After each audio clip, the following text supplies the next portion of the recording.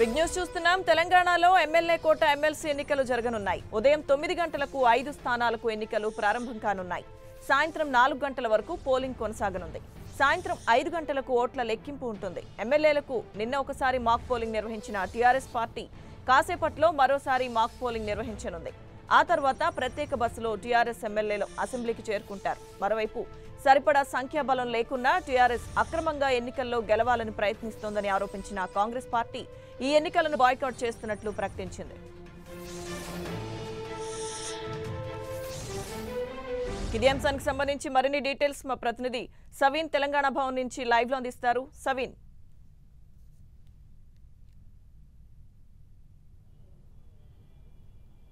లక్ష్మీదుర్గ తెలంగాణ శాసనసభ్యుల కోట ఎమ్మెల్సీ ఎన్నికలు ఈరోజు జరగనున్నాయి.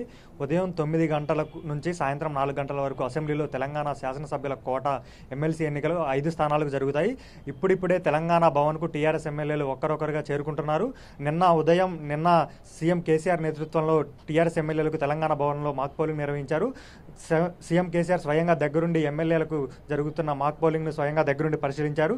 మరోసారి ఈ రోజు ఉదయం ఎమ్మెల్యేలకు మాక్ పోలింగ్ నిర్వహించిన తర్వాత ప్రత్యేక బస్సులో ఇక్కడ నుంచి అసెంబ్లీకి బయలుదేరి వెళ్లి శాసనసభ్యుల కోట ఎమ్మెల్సీ ఎన్నికల్లో టీఆర్ఎస్ పార్టీ ఎమ్మెల్యేలు తమ ఓటు హక్కును వినియోగించుకున్నారు.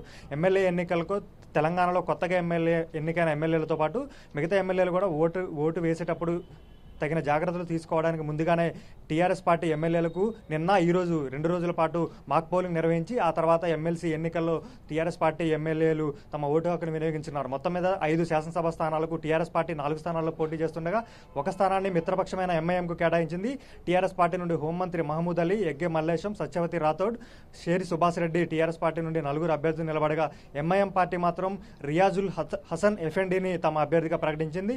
అయితే కాంగ్రెస్ పార్టీ చివరి నిమిషంలో అభ్యర్థిని ప్రకటించి చివరి నిమిషంలో ఎమ్మెల్యే ఎన్నికల్లో విత్డ్రా అవడంతో పాటు ఎమ్మెల్యే ఎన్నికల్లో తమ పార్టీ ఎమ్మెల్యేలు హాజరు కాకూడదని విప్ జారీ చేయడంతో ఎమ్మెల్యేల కోట ఎమ్మెల్సీ ఎన్నికల్లో టీఆర్ఎస్ పార్టీ మిత్రపక్షం ఎంఐఎంతో కలిసి 5 స్థానాలను సునాయాసనంగా కైవసం చేసుకునే అవకాశం మాత్రం మనకు కనపడుతుంది. ఎందుకంటే తెలంగాణ శాసనసభలో 119 మంది సభ్యులు ఉన్నారు.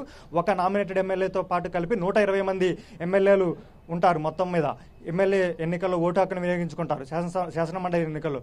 అయితే ఈ 120 మంది కూడా అసెంబ్లీకి హాజరై తమ ఓటు హక్కును వినియోగించుకుంటే ప్రథమ ప్రాధాన్యత ఓట్ల కింద 21 మంది, ఒక్కొక్క ఎమ్మెల్సీ స్థానానికి 21 మంది ఓట్లు అవసరం పడతాయి. అయితే కాంగ్రెస్ పార్టీ సభ్యులు గైర్ హాజరైతే కనుక శాసన మండలి ఎన్నికల్లో ఎమ్మెల్యేల ఓట్ల సంఖ్య తగ్గుతుంది. కాబట్టి ఆటోమేటిక్గా ప్రథమ ప్రాధాన్యత ఓట్ల సంఖ్య తగ్గుతుంది. ఇప్పటికే టీఆర్ఎస్ పార్టీకి సొంత బలం 88, అదేవిధంగా ఇద్దరు ఎమ్మెల్యేలు టీఆర్ఎస్లో చేయడంతో 90 మంది అయ్యారు.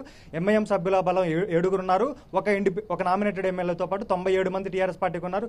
దీంతో కాంగ్రెస్ పార్టీ శాసనసభ్యులు గైర్ హాజరైతే కనుక దాదాపుగా టీఆర్ఎస్ పార్టీ 4 శాసనమండలి స్థానాలు, ఒక శాసనమండలి స్థానాన్ని ఎంఐఎం మిత్రపక్షంతో కలిపి 5 శాసనమండలి స్థానాలను ఎమ్మెల్యే కోట ఎన్నికల్లో లాంఛనంగా టీఆర్ఎస్ పార్టీ గెలవడం లాంఛనప్రాయం అయిపోయిందని కూడా చెప్పుకోవచ్చు. లక్ష్మీదుర్గ.